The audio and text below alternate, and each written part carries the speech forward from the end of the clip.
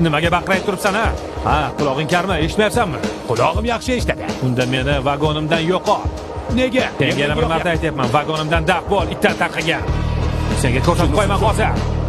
La'natli tvachcha. Marisel, Tomirlaringni kesib tashlayman. Daf bo'l. Uyingdan chiqib ketgan zahoting u Karlos bilan tepa qavatga chiqib ketdi. Ayni paytda ular bir-biri bilan don olishib yotibdi. Ular oshxonada ko'ngillari tusagan ishni qilishyapti. Keyin seni xonangga borishadi. To'shakda ham ular tinchimasligi aniq. Bu xotiniga yoqib tushgan. Maxsus yashil choshabing ustida oshiq-moshiq bo'lishyapti. Nima? Sen qayerdan bilasan? O'zingga yaxshilik qilib, pichoqni qiniga solib qo'y. Muammoga ne hojat? Sizlarga yoqimli xotir. Hali ham vaqting bor. Narigi tarafdan poyezd kelyapti. O'shanga o'tirib uyga qayt. Tongda menga rahmat aytasan.